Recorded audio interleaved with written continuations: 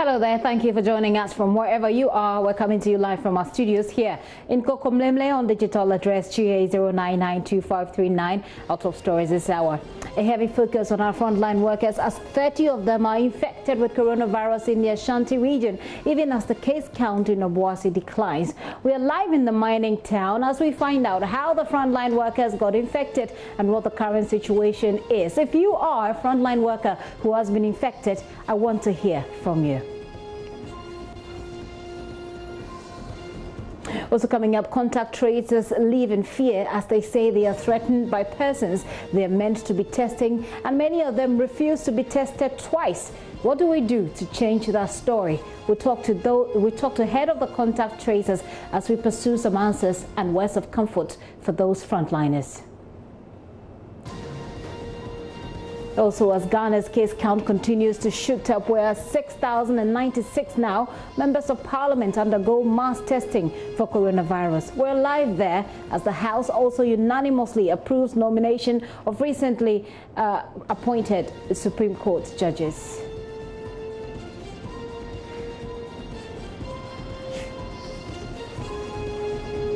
Join us on DSTV 421, GoTV 144. Remember, we're streaming live on YouTube. You can also join us with your thoughts on 0540-109009 with all your WhatsApp messages. My name is Gifty Andopia. This is The Pulse. Please be my guest.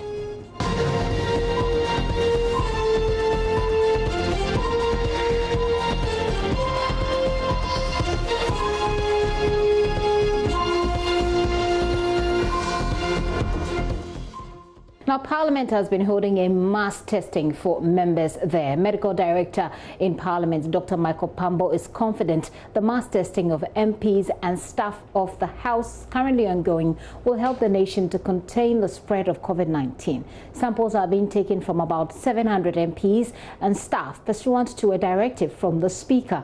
Parliamentary correspondent Joseph Opoku-Gakpo has more in this report.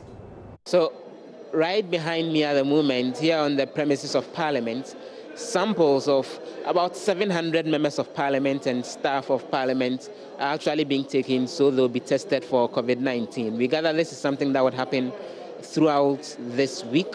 Now, it's a process that lasts for just about 5 minutes. They come in, the samples get taken, and it's a team from the Noguchi Memorial Institute that's actually handling this. And they will then take the samples to their labs in order for the testing to be done. And in about 48 hours or so, the results will be ready, and those results will be communicated directly to the members of Parliament and the staff. I've been speaking to Dr. Michael Pambo, who is the medical director here in Parliament, on the exercise that has been happening here. It's an individual thing when it comes to results. How do you envisage all of this would actually help with the processes as far as helping to contain COVID-19 and keeping members of Parliament and staff here in Parliament safe? I think one of the key things to winning the COVID-19 battle is to test and test a lot more. So we are chasing the disease condition. Okay, so we chase it, we catch it, and we treat. That's all.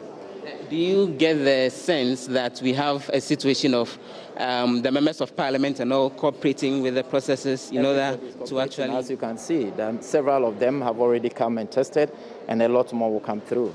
Just to give us a sense, what does the numbers look like? You know, about how many people are you expecting will eventually go through the processes as far as the testing is concerned? In Parliament, we have 275 MPs, and we have probably about another 400 staff. So, yes. We're probably looking at everybody coming through to test. In terms of the necessary guidance and counseling and, you know, the processes to ensure that even if people test positive here in the House, there's no panic and they're adequately treated. How is the medical office here in Parliament helping with any process like that? You mean somebody testing positive? Once the results are done and it happens that someone tends to test positive. There's a national COVID management team, those who do case management, those who do surveillance and all. So yes, we are doing the testing. I don't even know who gets treated and who doesn't get treated at the end of the day. So that is normally between the testing laboratories and the national COVID management team. And I think as a country, we are doing well. So if anybody is picked, the normal protocols will just be triggered and they will go through it and that will be fine. Many thanks for joining us, Dr. Prince Pambo. He is the medical director right here in Parliament House, giving us details of this process to get all MPs tested for COVID-19.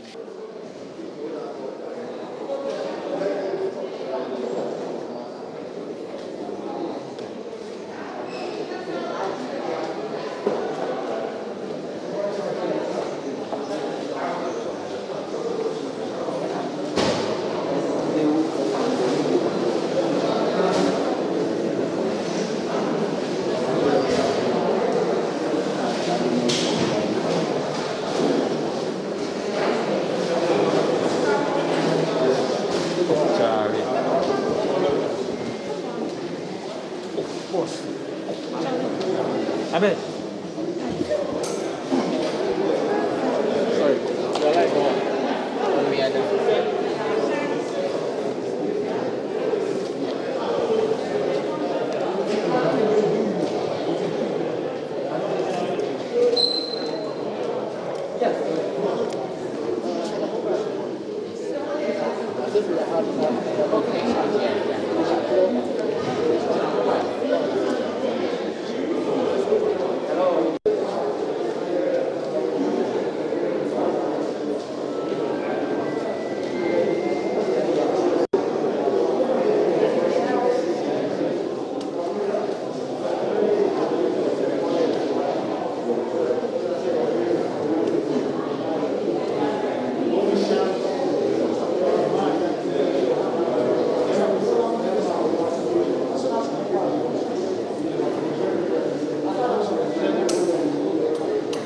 Well, for the members of parliament themselves, they're excited that this is being done because they think it will be a very sure way to get them protected from any infection when it comes to COVID-19. Whereas Mubarak, who is the MP for Kumbungu, for example, wants MPs who do not take this particular test sanctioned and prohibited from coming onto the premises of parliament. Well, I mean, it's a very smooth and easy process. You know, contrary to the perception out there. For me, I'm excited because this is one testament to Parliament's own commitment towards fighting COVID-19. Secondly, as a country, we are battling with issues of stigmatization. Now, when constituents see their representatives undergoing these exercises, it would encourage them to also undergo the testing if need be. We've had reports of people who have tested positive and have had to run away simply because of stigmatization. And we all have a duty to ensure that people are not getting stigmatized. Getting infected with COVID-19 is not a death sentence. That is what message we should send to people. But for me, as much as it is testament to our commitment to fighting COVID-19, don't forget, let me even acknowledge the Speaker for acceding to the minority's request to have every member of Parliament tested.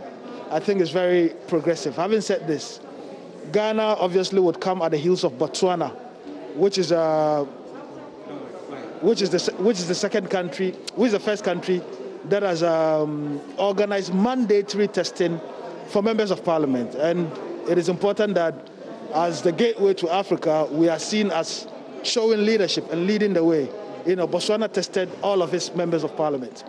Beyond the testing of MPs and staff, I want to see the testing of spouses of members of Parliament. You know, I want to see a mandatory testing of journalists who cover Parliament as well. And I believe it would go a long way to helping all of us in this fight. What should happen if an MP does not take the test or refuses to take the test? It is mandatory, and the standing orders of Parliament aptly provide sanctions for people who violate directives of the Speaker or people who violate the House directives. So I'm sure that I don't think any member would say in good spirit that he would not want to subject himself to this particular process. I would believe that, you know, everyone is committed to the fight. This is an educational fight, you know, and it is important constituents are seeing their representatives undergoing these processes. If they don't, should they still have access to the chamber? If they don't, certainly Parliament would have to take a decision to prohibit them from accessing not just the chamber, but from accessing their offices and accessing the premises of Parliament. Because by not undergoing the mandatory testing, one may be endangering all members of Parliament. Don't forget, in Tanzania, 3 sitting members of Parliament have died in Tanzania of COVID-19 related infection. In Ukraine, in Iran, and elsewhere, members of Parliament have come into contact with persons who have COVID-19. And it is by nature of the work we do. I mean, we are organizing surgeries either in our respective constituencies or in our offices every now and then. So it's important that we remove every element of the possibility of a member of Parliament getting COVID-19. Can I go? These samples have been taken pursuant to a directive that came from the Speaker of Parliament, Professor Michael Kwe himself, as part of the measures he says will help protect MPs and Ghanaians in general from COVID-19. We wait to hear what the results will be eventually. From Parliament House in Accra, my name is Joseph Opoku-Gakpo.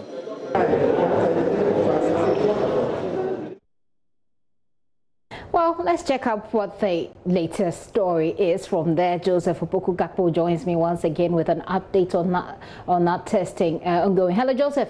What the situation is the testing over? It's still been ongoing. The samples are being taken. From the indication that we're getting, it's a process that will continue for the rest of the week, so that then those who are unable to go through the process today will be able to do that later in the week. For those who are going through the process, the MPs and the staff, they remain confident that even as the processes unfold, they await what the results will be. There have been some criticism that this is something that should actually have been done before the MPs resumed from their break yesterday. But as they always say, better late than never. And earlier in the day, I spotted a number of folks who came in to do the testing, including the first Deputy Speaker of Parliament, Joe Oseusu, as well as Deputy Health Minister, Dr. Bernard Okuboy, and a number of others. And so the processes are ongoing, and we gather it will continue later into the week. And Joseph, let's take a look at the other things that have been happening in Parliament. We understand this afternoon that the Supreme Court judges who were nominated have been approved by the House.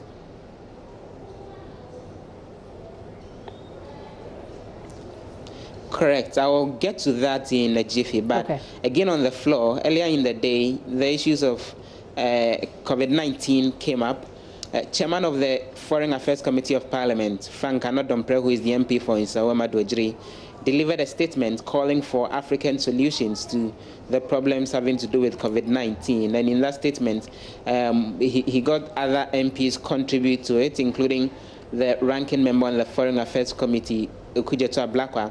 And essentially, the point they've been making is there's been efforts to deal with the COVID-19 situation with the medication that's coming in from Madagascar and the efforts to mobilize support on the African continent to deal with the problem. They would want to see more of that being done instead of a continuous reliance on the West in order to help deal with the problem. Mr. Ablakwa expressed disappointment that recently there was a conference to raise money in order to help fund various COVID-19 initiatives across the world. And he's indicated that he watched stars like Madonna donate up to $1 million and all. But he looked through the list and saw that there was no donation from any African country. And majority of the donors were from the European Union. And for him, that was very much disappointing. He made a strong call on various African nations to ensure that there is increased investment in science and technology per the agreement that African Union governments have made, that up to 1.5% of GDP of the various nations will be invested in GDP. So the MPs have been making that strong call for Africa to take its destiny into its own hands and come up with solutions to deal with COVID-19. Gifty, on to the other issue you raised. The report of the Appointments Committee was laid on the floor of the House yesterday, recommending that Parliament approves the appointment of Justice Clemens Jackson Honyanuga as well as Justice Isifu Omoro Tanko Amadu Mr. Emmanuel Yoni Kolendi and Professor Henrietta J.N. Mensah-Bonsu as justices of the Supreme Court. That particular report was debated on the floor of Parliament a few hours ago, and all these 4 individuals have been approved pending swearing in by the President, Adodan Akufo-Addo, so they can become justices of the Supreme Court. And just to quote something very interesting, in the report recommending their approval, all 4 of them, the report indicates that the appointment committee, following the hearing at the level of the appointment committee, is duly recommending all 4 of them for the necessary approval, which the House eventually voted on and went ahead to approve them. Particularly for Justice Clemens Honyanuga, it's looking interesting because we saw a situation where at the level of the appointment committee, the day after he was vetted, the committee voted, and there were 17 members of the committee, 7 of them from the minority side, voted against his approval, 10 of them voted for his approval, and the minority's insistence had to do with the fact that he had endorsed President Akufo-Addo for a 2nd term, and for him that meant he was politically biased and he had breached the code of conduct when it comes to justices, and so he shouldn't serve in the highest court of the land. But on the floor, those arguments against his nomination didn't come up. Harun Idrisu made the point that he had apologized to a certain extent, and so they are letting the issues go. In fact, that apology was rendered before the minority MPs voted against his approval at the level of the appointment committee. But it's interesting that the minority MPs are virtually pulling brakes on their objection to his approval. We heard from the Tamale Central MP, Nusa Fuseni, who indicated earlier in the day that he was also going to object to his approval, but looks like the minority MPs have backtracked and supported the approval. I engaged James Klucha Veji, who is the deputy minority leader, and for him, the decision to vote against the approval at the committee level earlier this month was the decision of the minority MPs on the committee. But at the level of the plenary itself, they're actually supporting this particular approval. And so the 4 of them have actually been approved, and the President is expected to swear them in so they can take up their jobs as justices of the Supreme Court. And on it goes. Joseph, I was going to ask you a few questions, but you've answered all of that for me in that comprehensive details that you've given us about what happened. But we heard earlier on, as far as the COVID testing was concerned, that all professionals, I mean other professionals, will have their go at it, according to Dr. Okoboy. We also heard the doctor in Parliament mention that journalists, I mean press corps members like yourself, will be tested. How is that going to happen, and when?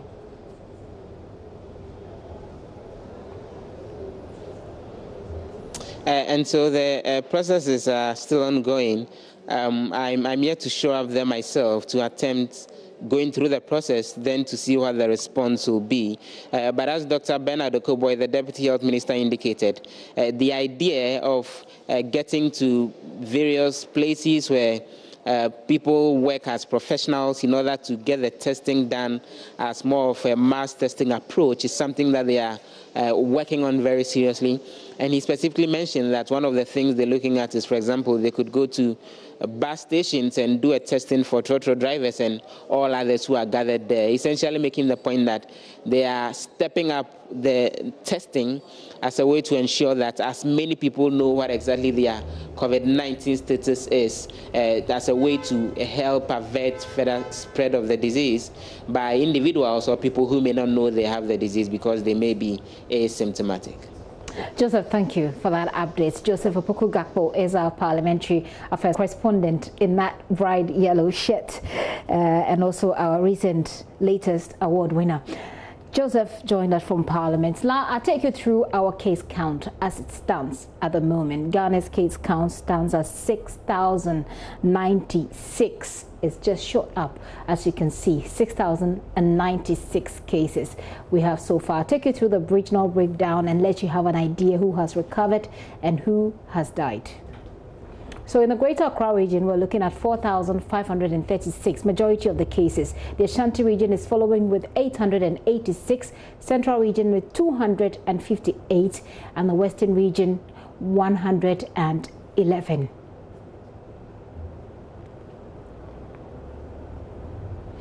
The Eastern region is following that list with 100 cases so far. Western North has 57. The Volta region has 41. Northern region has recorded 31 cases so far.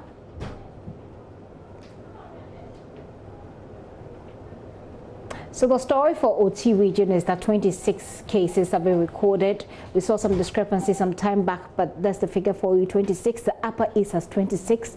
Upper West has 21. Northeast region has 2. And Bono has 1 case so far. Regarding the number of people who have recovered, good news, 1,773 have recovered. But unfortunately, 31 people have died. Like I said, today we'll focus a lot more on our frontline workers, especially the contact tracers. And I want to find out from you, what are your thoughts about all of these? I mean, are you a frontline worker who is coming under any of these attacks? Do you know anybody like that? I would love to hear from you. I'll take a very quick break. When I return, we'll take a look at that and more.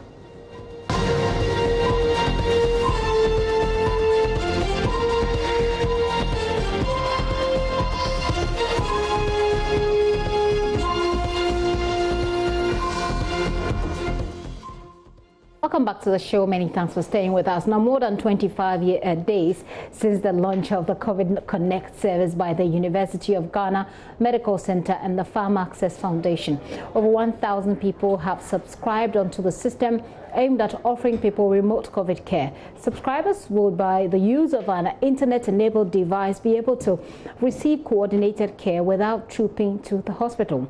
Komla Adum has been interacting with one person infected with the virus as he shares his user experience with the COVID Connect system. It started with one subscription, and then another. And after 25 days of a launch of a COVID Connect service by the University of Ghana Medical Center and the Farm Access Foundation, subscriptions have crossed 1,000. The service, which is accessible through the download of a Lucy application via an internet-enabled device, offers subscribers a coordinated care path in the management of a coronavirus. Individuals with COVID-like symptoms will avoid visiting the hospital but will get remote diagnosis and subsequently receive care through this particular COVID Connect service. Here is Chief Executive Officer of the University of Ghana Medical Center, Dr. Darius Osei. Within these 3 weeks, we've managed to get 1,000 active users of these software, which is very encouraging. I would like, on my own behalf and management, thank all the active members of staff who have actually put in a lot to get to this milestone. We definitely have to continue. The target is to hit the 5,000 mark by the end of the year. We thank managers of the program, Farm Access especially, and then the doctors, who have been working around the clock every day. We urge all who to come in contact with COVID-19 and are diagnosed as such to use this facility to manage themselves. Every hour, and do not hesitate to put in more measurements. We want to support you through this infection, and so keep to all the protocols that we've already discussed. It's been 25 days since the launch of the COVID Connect service here at the University of Ghana Medical Center in collaboration with Farm Access, and they have hit the 1,000 subscriber milestone, and that's just the reason why we're here, to speak to one of the subscribers of this particular service to understand exactly how it works and to just get the user experience of this particular service. And we're happy Francis joins us. He's been generous enough to join us. Hi Francis, how are you? Hello, I'm fine. How are you doing too? I'm okay. How did you hear about the Lucy app, first of all? Oh, okay. One of my doctor friends by name Dr. Safwa introduced me to the app. That's how I got to hear about the app. I want you to walk us through the process. So once the doctor friend told you about this app, then what next? Oh, okay. So I had to download the app on the Google Play Store and then sign up as a register. So I had to fill in my name, my email address, some few personal information, And then after I was registered, I was asked about some few issues that had to do with coronavirus. So I answered all those questions, and then from time to time, they've been contacting me to find out how I'm doing. Okay. So when did you receive your first call from the Care Coordination Center here at UGMC? From the COVID Connect UGMC? Yes. I can't really tell the day, but somewhere after 6th of May. Okay. Had you exhibited the symptoms, before taking the decision to then go ahead to download the app and then fill in all the requirements, and then we're here? Oh, okay. I think the best I could say with respect to whether I've exhibited any symptom was the loss of smell. Yes, it was when I was going through the questions on the application, that's when I realized that loss of smell is also a symptom of the COVID-19. Yeah. So at what point did you discover that you had a situation? Oh, okay. So I actually did a test on the 1st of May, which is a Friday, and then I was given a report on the 6th of May, which is a Wednesday. So I was informed about my status for the COVID-19 on the 6th of May. I think from that time I've been isolating myself in the house. Tell us about how care is going for you, especially in relation to the service that you're getting through the COVID Connect system. Oh, okay. So initially, when I started, I was, they have this daily checklist that you have to go through or fill on the application. So I was doing it, and then anytime I do it, I receive a call from one of their doctors, and then checking up on how I'm doing, and then interact with me based upon the findings that I just placed in. Yeah, so it's been wonderful. Sometimes I don't go through the process. I don't feel the form, but I still get a call from them, and then encouraging me to go through the application and stuff. And I guess you're feeling better. Yes, I'm good. Okay, absolutely. But this is a very brave decision you've taken to allow us to speak to you this way, especially in the circumstance that we hear people are being stigmatized. Community folk are stigmatizing the people in their society, etc. Even if they recover, you do not harbor any fears for coming out this way? No. I feel this is the virus is no respect of persons. It can attack. It can become infected by it, and then there's no need to stigmatize. I don't really. I mean, it's okay. It's normal. Yes, I don't really have any issue with people. People may have challenges, but I am fine by that. Yeah, and I know I will sail through this. So. It's been nice connecting with you again, even though in a very interesting way, but it's been absolutely a pleasure connecting with you again since school. Okay. Thank you so much. I wish you all the best. Get well soon. All right. You're welcome. Health workers here are excited about the COVID Connect service and progress being made. They are hopeful in the coming days, people will avoid visiting the hospitals, instead will resort to the application to receive care.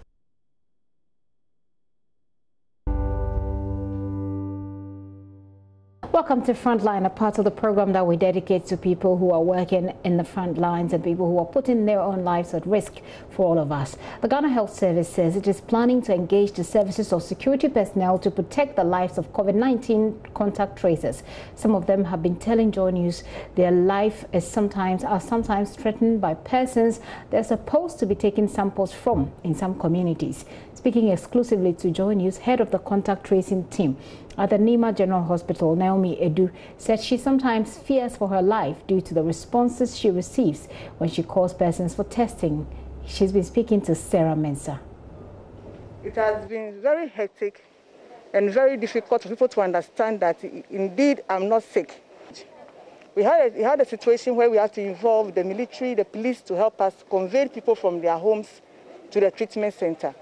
People even went ahead to threaten us that when they come back from the treatment center, they are coming to sue us, they are coming to do this to us, so many things to us, but we're just focused on what we are actually doing. People are now no more owning up even when they tested positive. They don't want to own up again. You call the person, your results is in, and then I have to see you to break the news, to tell you how your status after the test. And I'm like, and the person is like, I don't need it anymore. You can take your results. I'm not sick. Don't call this line again. The next time you call this line, I will look for you and then kill you. They threaten you, at least tell you things that will make you very scary.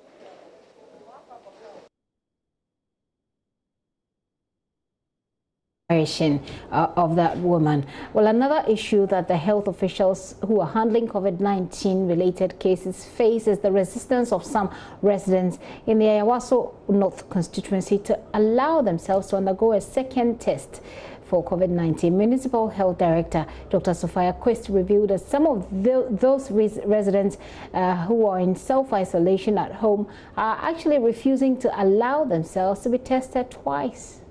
Currently, Mamobi or Ayawaso North has quite a number of cases in the municipality, and it's been a successful situation. But then currently our challenges are that when we have the cases and we want to do a retest to ascertain whether they have recovered, is now a big challenge for us. They are refusing us entry. They are not allowing us to take the second and the third test to make sure that they have recovered. When we get to the community, they refuse anything we say because they feel once we've given them the first test, there's no need for the second and the third test. These were persons who had tested positive and are in the community. Did they go on self-isolation? Did you monitor that? These are the ones whom we have assigned as home-based care, and therefore we call them daily. We go to their homes to check on them daily. And so when they surpass the 2 weeks, and then we go back to do their first test to ascertain whether they have recovered. Then the second test will now give them the final recovery stage. So these are those who we have assigned as home-based, and we have assessed their situation, their home situation, and realized that they can do the isolation in their homes. Yeah. So how come you don't find them? What happens? Do they run away? They don't run away. For some have traveled. Because the lockdown was lifted, some have traveled. For those who are in their homes, when we get there, they lock the door, they don't allow us entry. And then even for those who even allow us entry, once we just disclose to them, we are coming for your second test or your third test, they refuse the samples to be taken. They refuse us entry. This must be a Herculean task. So how are you intending to manage it?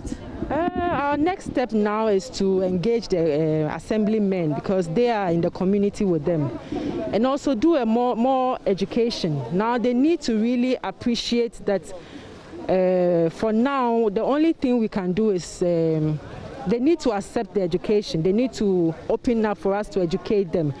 Fortunately, we have those who have recovered from the isolation centers who are now back home.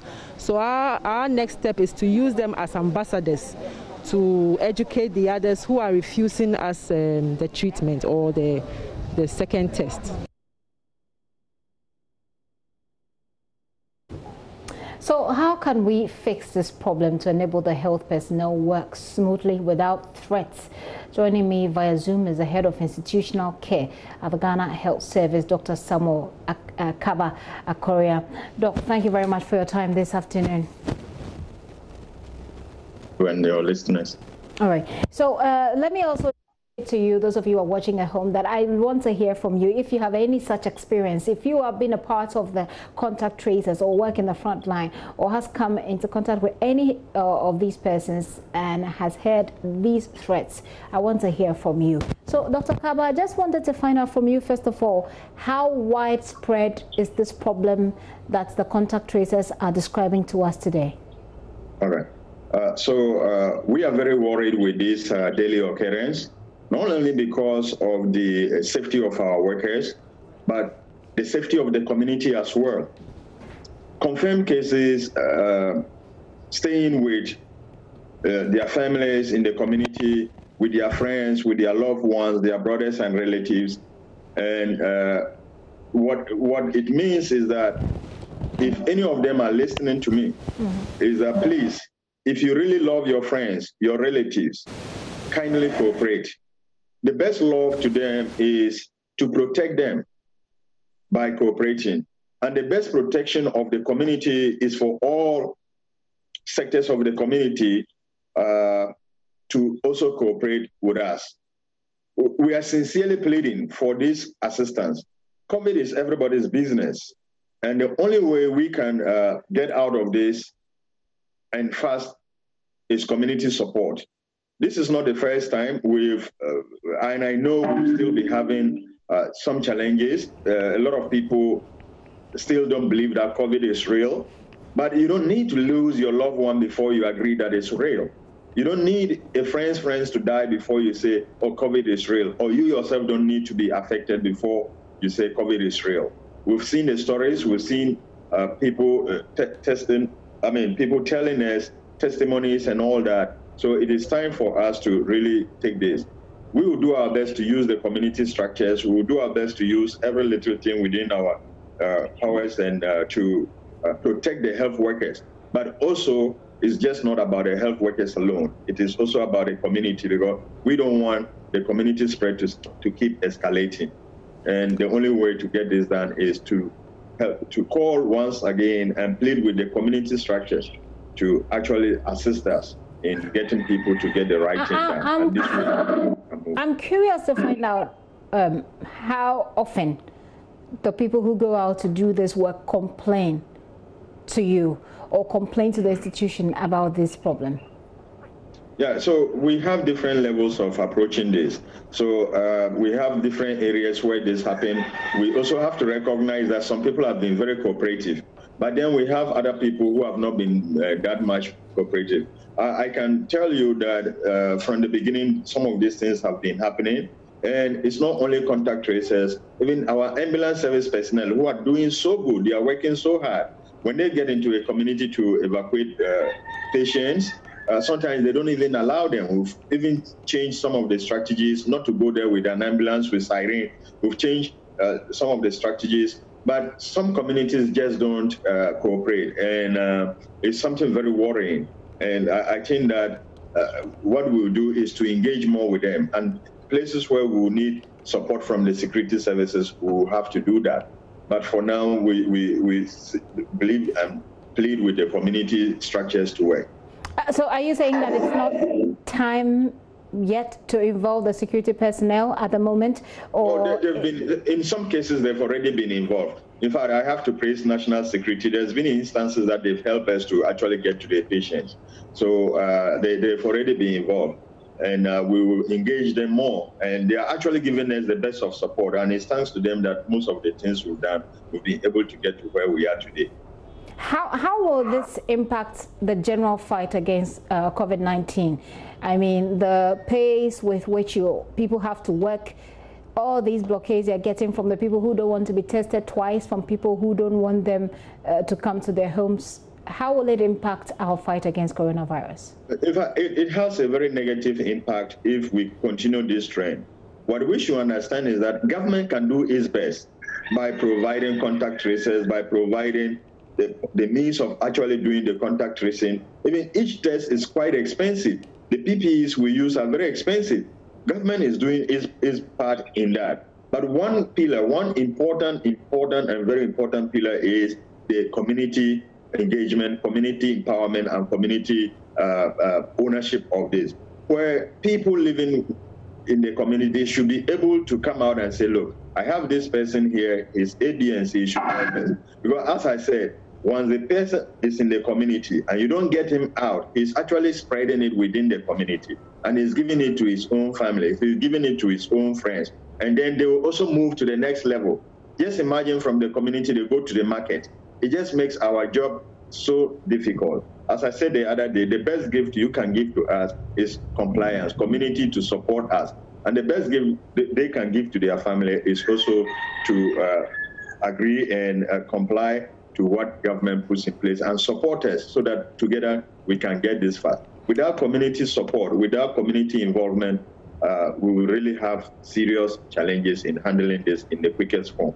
I mean, here at Multimedia, we're doing our very best to support. I mean, on this program, for example, we have this segment that is just dedicated to persons who work at the front lines. How else do you think, for example, the media specifically can help in dealing with this particular problem? As a matter of fact, every opportunity I get, I try to highlight and congratulate the media for the work being done so far, which has been off politics, off partisanship, off everything. The media has done fantastically well. But here's the point. We need to keep drumming. I usually say that for the regular human being, you have to say something 2, 3, 4 times before they understand it. Some even need to experience before they understand. That's what we don't want to happen. But for the genius, you might say it once and they will take it. So we've been doing it, but we need to keep drumming and keep drumming and keep drumming. And also be showing people some of these, our heroes who have recovered, and they are like ambassadors telling us that it is real. And also people who have actually suffered and have not recovered, for people to understand that it's real. Because of the high grade of asymptomatic we have, people don't take it serious. But there is one thing, if you look at the general mortality, and you even say that, okay, those beyond 61, you get about 14 to 15 of them, but the rest are below 60. And to me, anyone below 60 is still young. Even those 60 to 65 are still young. And there are things that we should consider and know that we can hurt our family without knowing we are hurting them. We can hurt people without knowing we are hurting them by giving them the disease, by saying that we don't believe in it. So the media should keep making efforts, just as they are doing, and together we'll move forward. So I'm very happy with the media, and I must congratulate you and everyone involved in this fight. As I say, COVID-19 is everybody's business. And the only way we can move together is to have this solidarity, put everything aside, have one unity, united front, and then move forward to curb this together. My final question is whether, because of what you have just said, whether you think it's about time we begin to put faces to the statistics of the number of people who have been killed by coronavirus. You see, there are a lot of things we can do, but we also have to look at how our society will accept it. Because we have societal, we have our own culture. But yes, it is time we have the faces who come voluntarily to say, look, I want to champion this. But it's also time we let people know that, look, people are actually dying. It's just not the figure we project that 10 deaths, 20 deaths, 30 deaths. These are human beings and they've lost their families. You can interview the family members. They will tell you that, yes, we've lost this. But as I said, once again, we have our own cultural things, and we need to actually engage the people psychologically. And then if they willingly accept to come out to pronounce and give us certain testimony, it will be the most fantastic we can ever get to support this. It's something that I've actually had on my mind for some time. Perhaps because when you take the case, and I said that was my final question, I'm not asking any question, I'm just ending our conversation, that people in Obuasi, for example, that my colleague spoke to, will tell you things like, well, we haven't seen anybody who is dead yet. Show us the people who are dead so we can take this seriously. Perhaps it's about time we begin to, not in a way of spiting the families, but getting these families to come out to talk to people about how they've lost their loved ones. So the work, I mean, the toll on people who are at the front lines working this out for us will not be threatened like it is at the moment. Do you have any final words? Actually, that is a fantastic step we could be taking, and that will be something that, as I said, we engage them with some psychologists, we let them know. Because this fight is in a way that everybody has to come on board, and it's in a way that we actually have to engage everyone, and it counts. When people recount their own story, somebody might have lost a relative who is the caretaker of the house. It has a direct implication on his future. And when he explains, don't let that happen to your next neighbor. Don't let that happen to somebody else. And then we will all together do our best to handle this the best way we can. Yeah, my producers are just giving me this heads up to this particular, also very important question about the packages that were announced for frontline workers. We've had some of them complain, especially those who bury the dead. When are those packages going to be distributed and how? All right, so you heard the Minister of Health talk about it. All institutions are working on it, and at the appropriate time, the Minister will come out to give the right pronouncements to that. Let's remember this. We are still in the middle of the outbreak. The person who today might be just in the hospital's name might not be in, but tomorrow might be part of it. So we need to be careful as to how we carve it, and we need to make it in a way that everybody will accept it. You know, we need to build consensus. So as the minister rightly said the last time, the heads of institutions are actually working on every little thing. And once the packages are in, it will surely come out, and the minister will come out to give the right information to everyone. Is it to say that there aren't, at the moment, institutional arrangements that you are aware of? Oh, no, there are. Look, you know, there is one thing we need to understand, and it has nothing to do with politics. It's worldwide. Once the president makes an announcement, it is for policy implementers to start checking how best that should be implemented. So right from day one, when he made the announcement, besides, you know, he does that in consultation with the policymakers. They advise him and say, look, let's do it this way. So before they even advise him, structures are put in place so that the best will come out. Now, a very good intention can sometimes be misinterpreted in the society or within the group of people it will be affecting. And that is exactly what we want to avoid, that a good intention will, at the end of the day, become something like, I didn't get it, why did you eliminate me? Why did you? I also worked at this time, I was also at high risk. So we actually working to make sure that everybody comes out of it. As I said, COVID is everybody's business, and everybody should come out of it satisfied in one way or the other. And that is what we are working on. Dr. Kaba, thank you so much for your time this afternoon, and do send our regards to all the contact tracers, those who are doing this good work for all of us. Tell them that we think about them every day, and here on Joy News every single day we say a big thanks to them. Dr. Kaba Akoria there. I'm going to take a break through our front line to go to Germany, because we're also talking about interventions being made there to deal with coronavirus. So we'll take a look at that, but we'll come back home to Ghana and continue with the frontline situation here. Well, in Germany, in our crossover to Germany today, we're focusing on efforts that have been made to raise funds for COVID-19 response. Chancellor Angela Merkel and French President Macron are proposing a 500 billion euro recovery fund for the EU. We'll get the details. Also, borders are starting to reopen in parts of Europe. So how exactly are they pulling this off? Thomas Sparrow is political correspondent with our partners DW. Thomas is joining me from Germany. Thomas, let's start with the COVID fund. Who is supposed to contribute to that fund, and how will it be used to respond to the pandemic? This would be a fund gifted by the European Union that would be then distributed not necessarily to the specific countries of the European Union, but to regions or sectors that have been particularly affected by the crisis. The whole idea of this, and it's important to stress that it's only a proposal so far, is that the European Commission would borrow that money from financial markets and then would distribute it to those regions and those sectors. The money would then be repaid as part of the European Union budget, or at least in some of the few budgets in the future.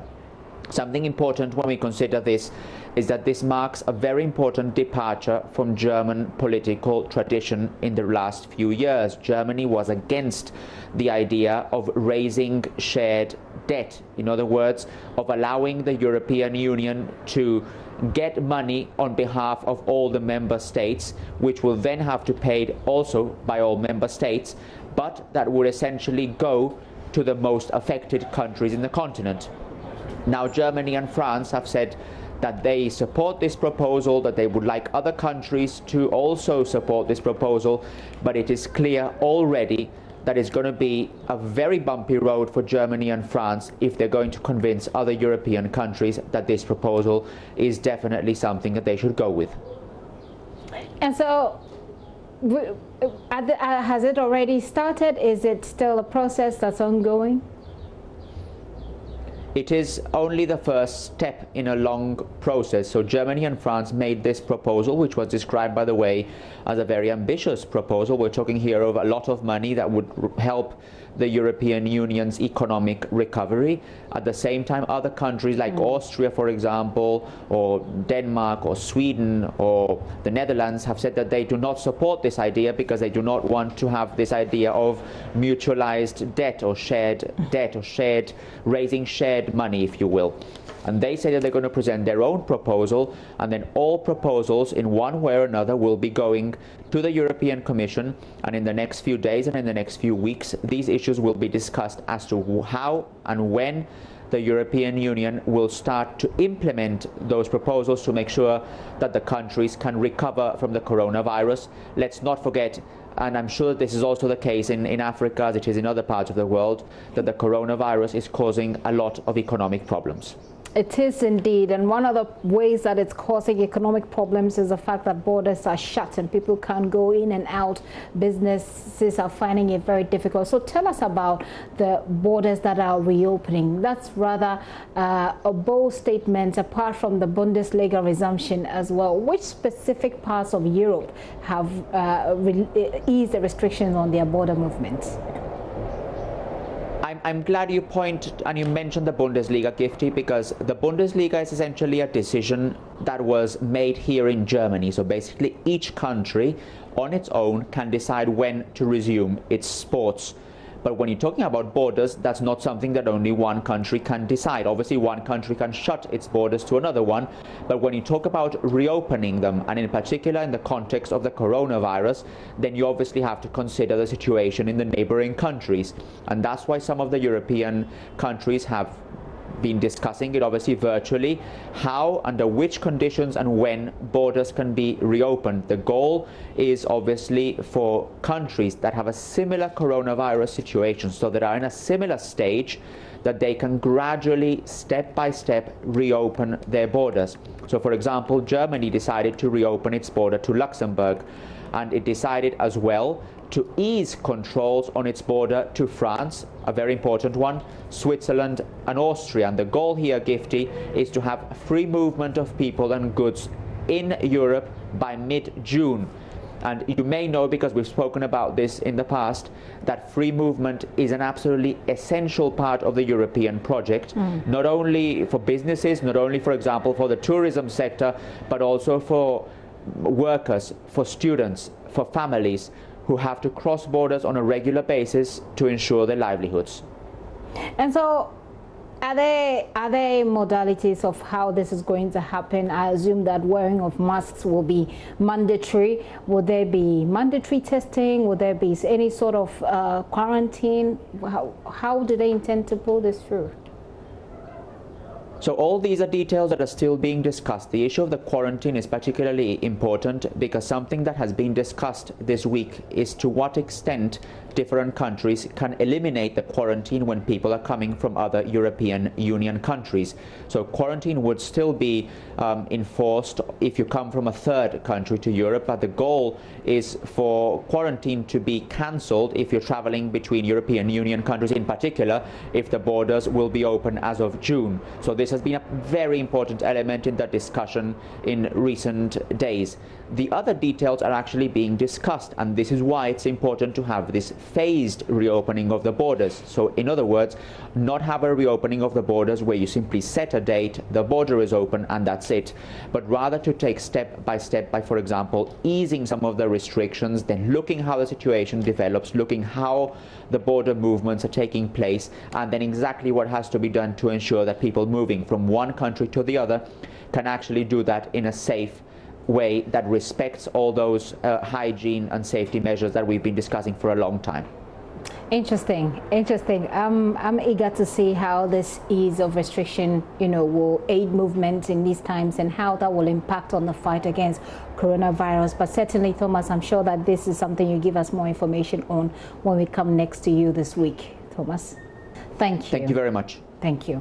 Thomas Sparrow is political correspondent with our partners DW, and every week he joins us here with details of what's happening, especially in Europe as well as Germany. Well, we're back home. It was an ecstatic moment for some families and friends and the entire Apeguso township in the Sojaman district when news broke that all 12 residents who tested positive for coronavirus have recovered and going back home. A mini deba was organized to welcome them officially to the town, wish them well, and also educate the public on the need to stay safe and prevent the spread of COVID-19. And pageantry was overwhelming as family people poured powder on the recovered patients. 5 of the 12 recoveries are Ghanaians, while the 7 are Indians who worked at the Afcon construction company. The Deba was organized for the 5 Ghanaians resident at Apegusu. Even though they have been officially welcomed to the community, some of them expressed worry over the initial stigmatization faced. They caution that the virus is real and that people should take it serious and follow all the safety precautions. They have been sharing some experiences with JoyNews.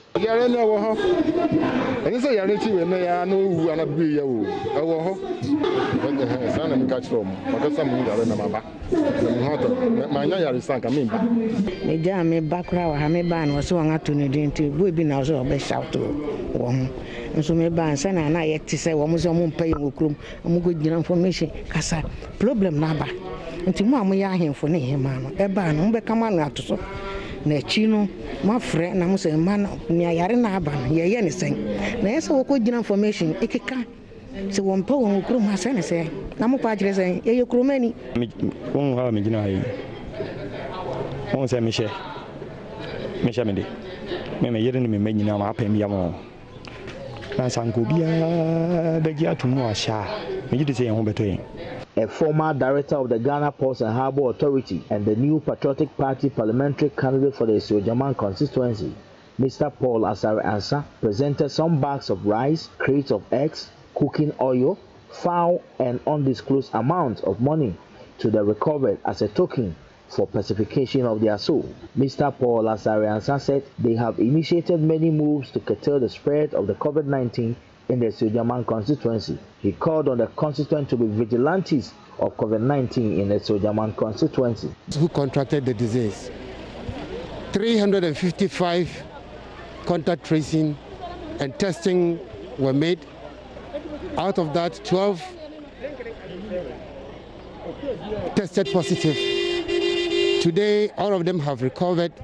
We didn't record any death.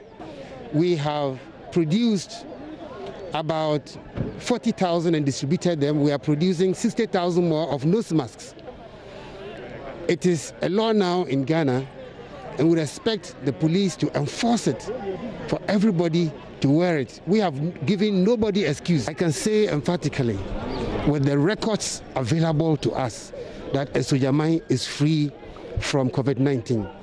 And we are going to ensure with concrete measures, as I've spoken about, with the compulsory wearing of nose masks and other things that we are going to enforce. We are going to make sure that nobody introduces this sickness again into Sojaman as was done. The Omankrado of Akwemu Adontin traditional area, Nana Dede Akwe II, advised the people of Apegusu against stigmatization. The test results came. In fact, when you want to travel to the nearby places, it is even difficult to get a vehicle, because once people heard Apegusu has been affected, it's difficult. You stop a car and then no one will stop for you. My advice to the people is that we stop stigmatizing against the affected, since it can even lead to a different issue that will create a different issue altogether. Yeah, so stigmatizing against each other should be avoided. Maxwell Kudako report for JoyNews.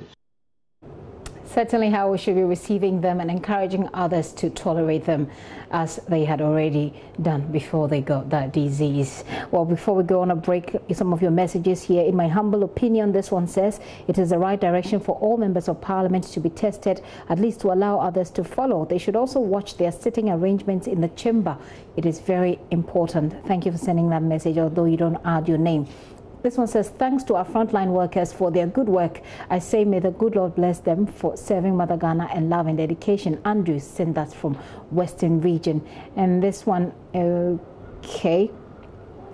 Were you asking for a number? But you can send your messages to this particular number, which is fine. Farouk is texting from Tamale North, says, it is frightening, the rise of COVID-19 cases in Ghana now that we've gone to 6,096.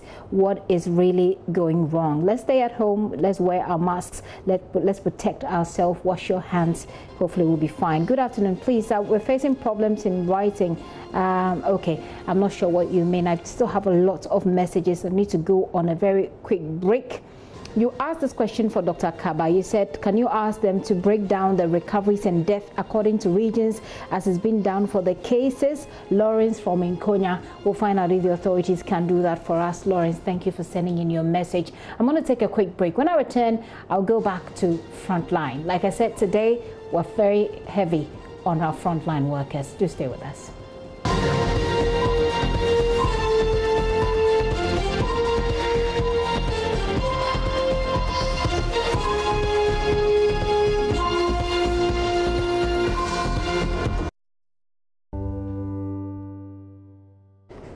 You're welcome back. Now, 30 frontline health workers have contracted coronavirus in the Ashanti region. This was announced by the Ashanti Regional Health Director this morning at a news briefing. We have a total of 30 health workers having COVID-19 in the region. When we say health workers, we mean health workers, frontline health workers. Some of them are doctors, nurses, paramedics, and then even health assistants, mortuarymen. They are all part of it. Yes. So that is the situation. That is the situation we find ourselves. But the good thing is that all of them are doing very well. Yes. Some of them have recovered. They've returned to their work. But that is the universal way of getting the infection. Usually health workers and those who are close to the infection, that will always get it.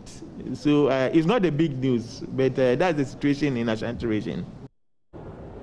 He says that's the situation in the Ashanti region. Let's try and get some more details on that. Ohime Interior was at that briefing. He joins me via Zoom. Hello, Ohime. There are coronavirus centers. So if you take the University of Ghana Medical Center, you know it's a center. How do we know where these health personnel are? Unfortunately, the Regional Health Director, Dr. Emmanuel Tinkwen, wouldn't want to go public with the identity or where the facilities where these health workers who have contracted COVID-19 work. But what he did say is that some of them have recovered. And for him, it is not big news because follow the COVID-19 history, he says all over the world, that has been the trend.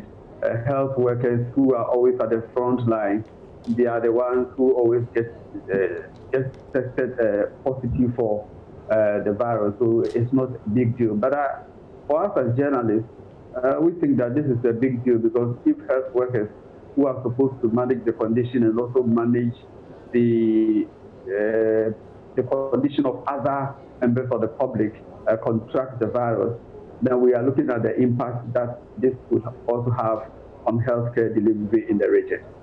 Exactly the point. But I know he doesn't give you a lot of information, but let's try this. Do we know whether the absence of PPEs, which is a big issue, which is something that health personnel have complained about over and over again, do we know if it has anything to do with how they got infected?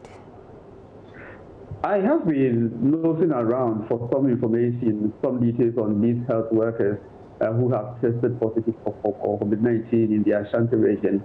And the information I take is that some of them have no idea where they contracted the virus. though some of them are, yes, majority of them are frontline workers.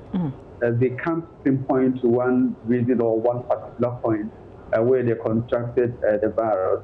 It's interesting to know that some of these health workers, at the time that they tested positive for the virus, they were not actually on duty. And interestingly, it's only few of them, like, who have tested positive, but their families, some of them have their families who are not also tested positive. So it makes it a bit complex analyzing this situation. But yes, we understand some of the, for instance, mortuary attendants also tested positive for the condition. And for them, they are not even too sure whether they contracted the virus whilst working at the facilities that they work with. Yes, but yes, it comes to mind. I have an idea where some of these health workers who have tested positive for COVID-19 work. Interesting, Ohiming. And at the press conference, what else did he say, the Director of Health? Yes, the Regional Health Director was happy for the very first time. If you look at the graph for COVID-19 management in Ashanti region did not record a new case for the very first time for several weeks as of yesterday.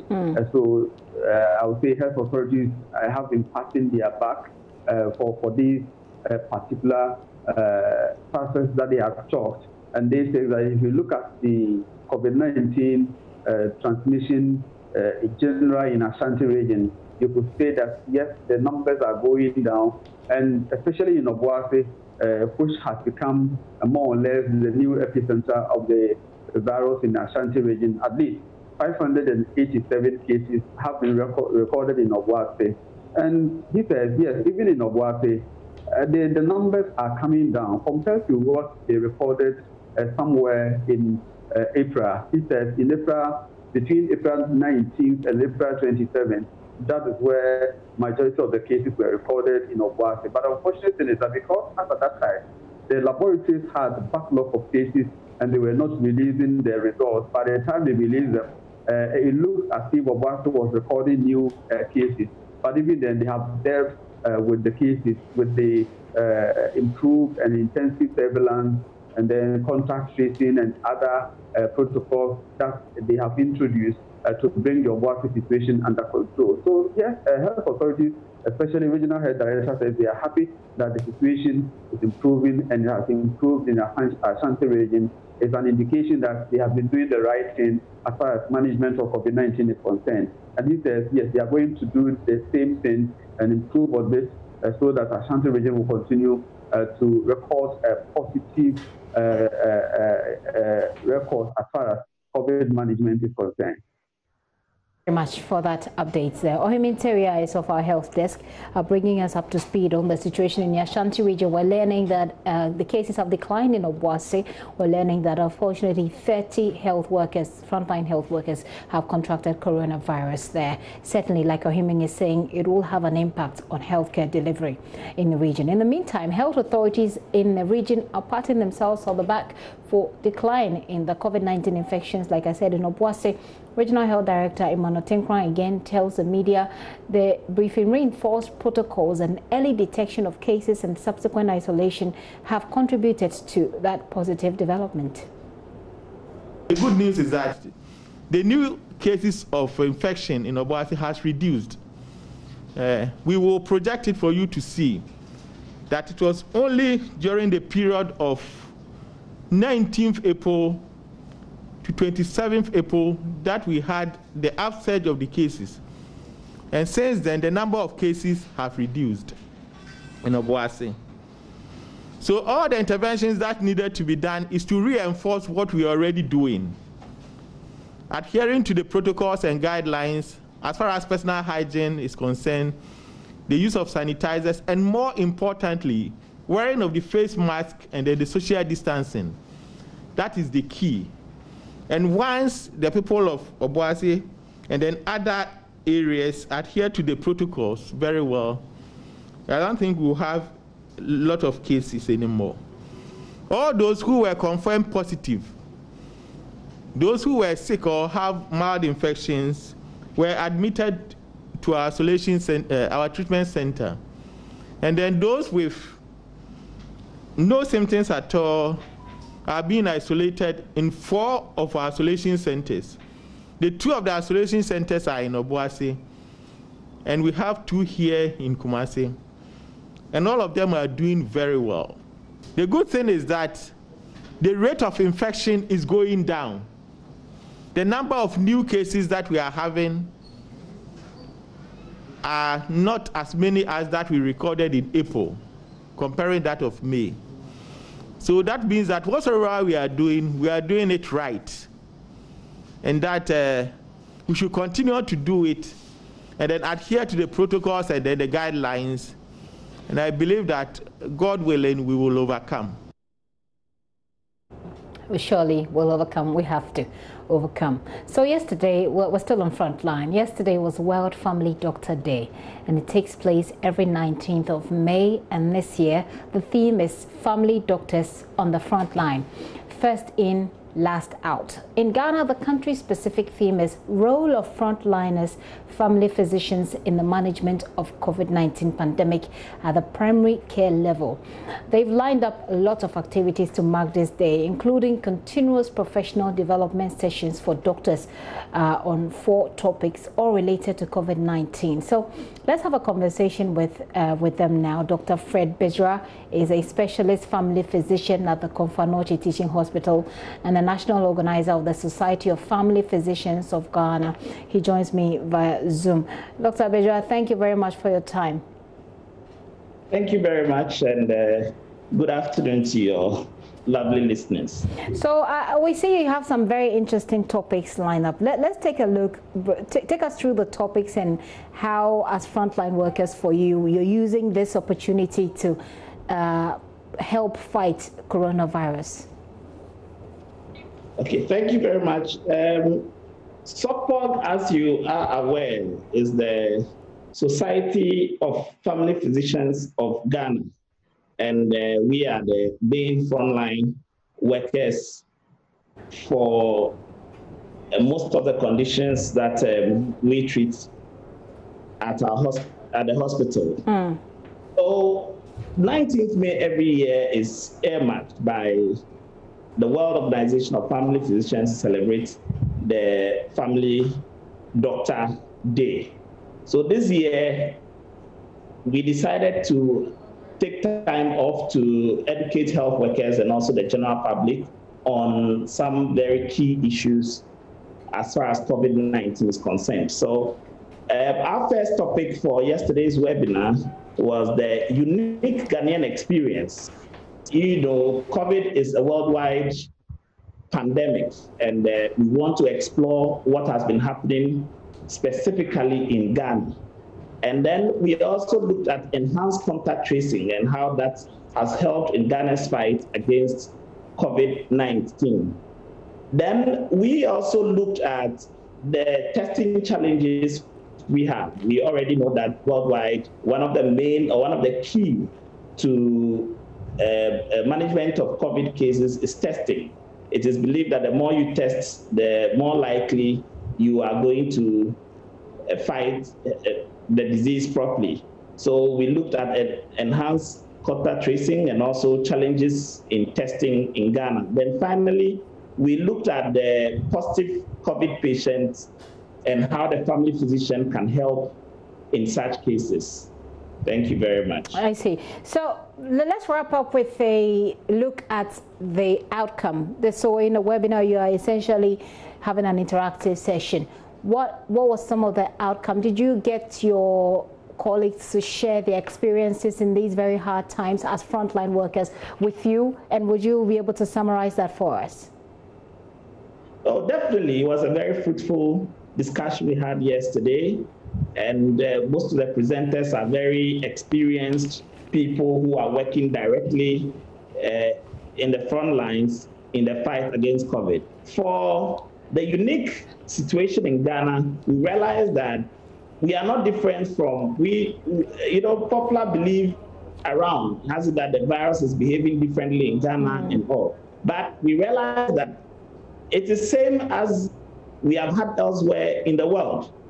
The people who we have lost in Ghana have similar comorbidity distributions as we have had elsewhere in the world. Yeah. So we compare very well with the statistics worldwide. Then one of our speakers, also a family physician, of course, who has had a huge experience with Ebola management in Liberia, talked about the enhanced contact tracing. This is a very unique experience from the management of the Ebola crisis in Liberia. And that has been used successfully in Liberia, and Ghana currently uses that successfully to put the COVID infection spread under control. Okay. So enhanced contact tracing is very important, and then it was a very, very, very important intervention at that time. Okay. We also realized that family physicians, we have to engage family physicians more and more in the management of our COVID cases, because beyond the discharge, when you discharge a COVID patient, you have to reintegrate into the family and into the society. And then you have to help these patients to fight the stigma and all that's assisted with being a post-COVID patient. So we realized that we shouldn't end at the discharge, but we should go beyond the discharge and properly reintegrate these people into the society. So how can we do this specific one? I mean, I don't know how different the work of a family physician is from your usual general practitioner. I don't know if you'll be able to highlight that for me briefly, but how will it work as far as the role of, go ahead, please. So if you look at COVID, I'll just use COVID as an example. The fact that we have a COVID pandemic does not mean that people are not suffering from other diseases. True. So a family physician is specifically trained. It's a specialist. It's a specialist training, and they have the skill to conduct comprehensive, coordinated, and continuous treatment for individuals irrespective of the age, sex, or race. So it means that before COVID, you have a family physician taking care of you. Now, in the consulting room, family physicians take care of undifferentiated cases. They don't know, they don't differentiate, they don't differentiate between who to take care of or who not to take care of. So we make the diagnosis. We make the diagnosis of COVID and then transfer to the treatment centers where we still have family physicians who are subspecialized in infectious disease, helping to take care of the COVID patients. And then beyond the treatment centers, when you discharge the patient from the hospital, the patient reverts to the family physician. So in this way, the family physician has provided comprehensive care, has coordinated with those at the treatment centers and other specialists like the intensivists and the intensive care unit specialists, and also has continued to take care of the patient after the recovery. Okay. That is the role of the family physician, providing comprehensive, continuous, and coordinated care. Very well. I'll leave you, but before I go, I just want to find out from you if you can share your personal experience with us as a physician, as a family physician, how things have changed for you since coronavirus in your personal practice, in your social relations, your relations with your family, etc. How has it changed? Well, it's definitely not been the normal. It's a new normal we are all in. So personally, you get up in the morning, come to the hospital, you have to make arrangements to have some distance from your immediate family. So when you get home, you don't just get to interact with your kids as you used to. And because we see undifferentiated cases, we don't know who is in front of you. We don't know if this is a positive case or not. So the fear of getting infected is highest amongst family physicians. And it's the same. I've had to go through it the same way. Unfortunately, the problem is most of the PPEs or the personal protective equipment are distributed to the treatment centers and the COVID-specific COVID case management teams.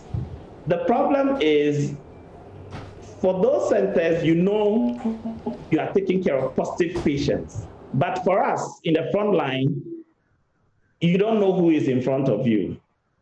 You are now going to make the diagnosis. So the risk is higher amongst family physicians. We are the same people who are doing the triaging. So it's the same with me. Every day, I'd have to go in and then face similar risks. Thank you very much. Thank you will probably not be enough. I have lined up a couple of people who will be saying thank you right after this interview, and I really hope that you'll be able to hear us. That if you're not at the moment glued to a set that will show you all that happens. Doc Bedzrah, thank you so much for your time this afternoon, and say thank you to your colleagues who are also holding the fort for us. So after hearing all the problems, and some of you have sent me messages about thanking our frontline workers and saying how mind-boggling it is for you that people are threatening these contact tracers who are putting their lives on the line, opening themselves up to risk to find out who has coronavirus. And to these doctors like Dr. Bedzrah who don't know what they're dealing with at any given time, but they have to attend to health people. What do we say to these people? Well, we've been talking to some of our colleagues at Joy Prime, and here is their thank yous to all of you. My name is Jay Foley, and I just want to say share a very simple message to all the frontline health workers. It's your season, it's your time. Waking up every morning tirelessly, going out into the battlefield where you're facing persons, who have been tested positive for the coronavirus, a virus without any cure. I can imagine how you feel like, but hey, we know it's your responsibility, we know it's your job, and even through that, you're still fighting hard to do this for us and take care of us. And we want to say we love you, care for you so much as well, as much as you care for us, and we'll forever remember you in our hearts and mind and our soul for this wonderful job that you're doing for us. Thank you very much. My name is Emefa Akosia Adeti, and in this period, if there was a better way I could say thank you to our frontliners, I would do anything, I would go any length to say that thank you to them. All that you're doing, we really, really appreciate. We so much depend on you, and do not get tired, do not give up on us. Just keep doing it. We're so grateful. Thank you. My name is Ibrahim Ben Bako. I'm with Joy Prime, host of the Red Carpet Show and Showbiz Now. To all the frontliners who are doing an amazing work, making sure that people are being traced wherever they are, supposed people who might have COVID-19 are not stigmatized. They put in their lives, leaving their family and making sure that these people are well taken care of. We say ayiko to all of you for a yeoman's job and for a wonderful job you're doing. We appreciate you, and we will forever support you with our prayers. And still, so many of you are sending in messages, so many messages. I'll tell you what happened here last night. And if you follow the discussion, it was massive. The PM Express, the sports version of the PM Express, I should say, hosted by Gary Al Smith. Yesterday, he had our own Kwabena Yeboah here from Ghana. He had South African broadcaster Robert Morawa. He had iconic commentators like John Champion and Peter Drury. And all of them talked about sports. But at the end of the day, we asked them to take some time to thank you, our frontline workers, too. Before that, we're dealing with this invisible enemy that we have, and when you have something like that, especially in a country that is so laden with HIV and AIDS infections, where people see visibly somebody who is sick. Now, the thing about COVID-19 and coronavirus is that you don't see it up until it really attacks the person who has the virus as well. So to be able to be in a hospital, to be in a clinic, to be in any frontline environment takes a great deal of dedication. To put on that mask, to continuously put on the gloves, change the outfits that you're wearing, and make sure that you yourself are not infected or affected by it, takes a great deal. And a lot of doctors, a lot of nurses and frontline workers, excuse me, have passed away. We've lost them in this battle. And it can make anybody scared, especially when you know that it's part of your job. But you know what happens every single day? They go to work. So I salute every frontline worker. I salute everybody that has taken their time and their job to go and heal and make better other people's lives. And we say long may that continue. God bless you. Keep strong and keep your family strong as well. Good. John Champion, brief, please, if you can, for frontline workers around the world. I could be as brief as 2 words, Gary, which is just the biggest ever thank you. Okay, so a big thank you to all of the frontline workers. And I like the way he ended it. He says he can't go beyond. I mean, how many words can you use to describe this? Thank you. A big thank you to all of you. And that's it for Frontline. To the rest of our stories before we go, 400 structures, including an orphanage, were demolished to make way for the construction of a fishing harbour. Residents say they weren't given enough notice. Owner of the destroyed orphanage housing about 25 children, Joyce Naboko, has been protesting the demolition. I'm the co-founder of JoyNews Street Rights Organization. We started this project to support children, needy street children. In Jamestown.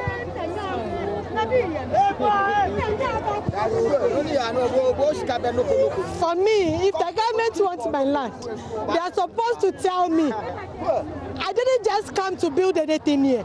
This land was given to us by the chief, the late Nikojo Abebio.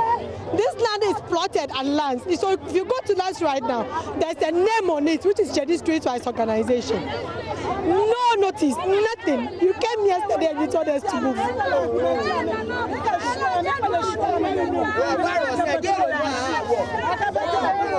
I'm not crying because I don't have a place to stay. I'm crying because I feel for the kids that are staying here. No, they never came to say, oh, we'll relocate this organization. Or, okay, we are putting you here. All they said, the exact word from the Metro Chief is, the Chinese want to use your place for residents. So you have to sacrifice and give it to them for 3 years. We will give it back to you. The question I asked was, so if we have to sacrifice, what is the government doing about it? Will the government relocate us or put us in a place for the 3 years period? And he said, we'll see what we can do.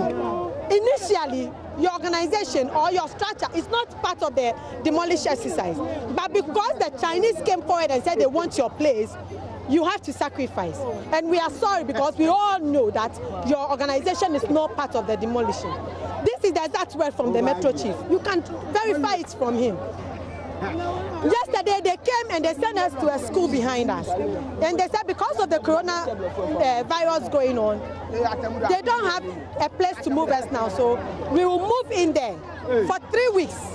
After 3 weeks, they might find a place to take us. The people in the school doesn't want to accept us. They said they know. When we move in, government will not bring us back.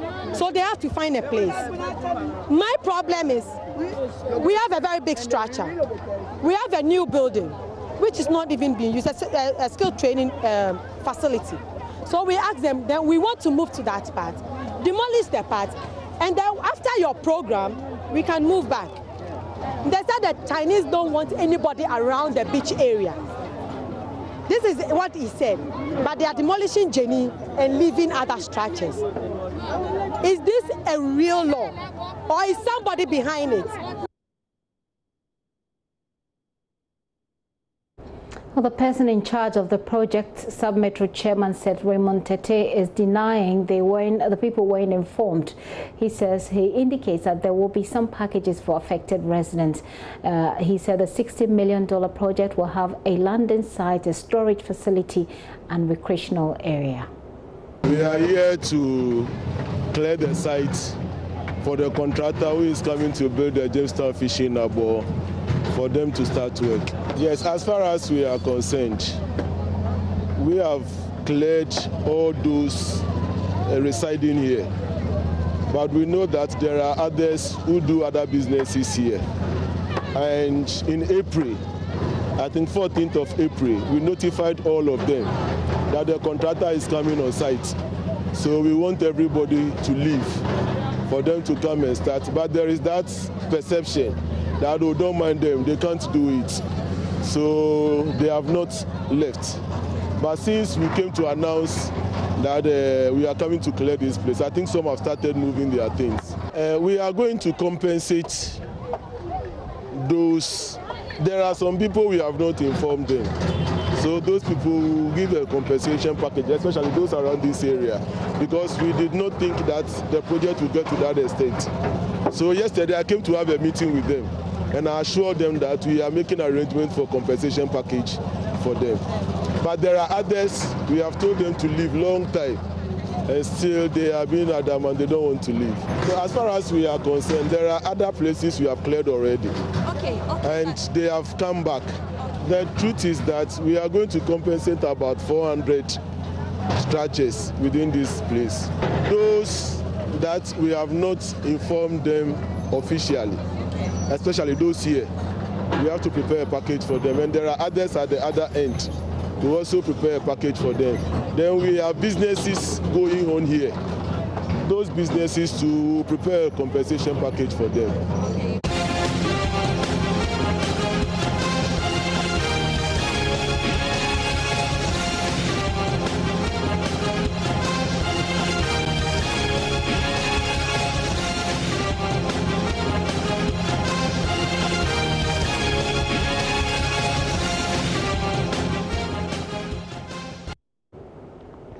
Minority Leader in Parliament, Haruna Idrisu, is describing as incompetent the Electoral Commission and its chairperson, Jean Mensah, for several errors in the constitutional instrument that will allow the Commission to compile a new voters register. Ms. Idrisu has been embroiled in a war of words with the EC over the compilation of a new voters register. An exclusive interview yet to be aired on PM Express later tonight at 9 p.m. here on the JoyNews channel. Ms. Idrisu makes several controversial revelations and attacks both government and the EC over a host of issues. Here are excerpts. In this particular regulation before Parliament, no reference is made to it. So she has a credibility problem. If you told the people of Ghana that this was what you were going to do, I don't see it reflecting the instrument. Now, too, she must admit it on the floor of Parliament. The instrument have had to be withdrawn 2 times. Defective, legally incompetent, because when it came first and it was rushed late, even when the Attorney General letter said pre-laying, it was late. So there was no consultation. The attachment of an annexure was missing. That's incompetence. And today, accusing Jean Mensah of incompetence. The Electoral Commission as an institution, that CI is their CI. So that institution responsible, I have problems with them of their lack of preparedness. In any case, Evans, we in the NDC have made our position known. We will not and we do not support the compilation of a new voter register. Catch the full interview on PM Express tonight at 9 p.m. this evening right here on this platform. Thank you so much for joining us, all of you who sent in your messages thanking frontline workers. I couldn't take most of them, but thank you so much for sending them in. We've said thanks to them on your behalf. There is more news at myjoyonline.com if you do log on. My name is Gifty Ando Apia.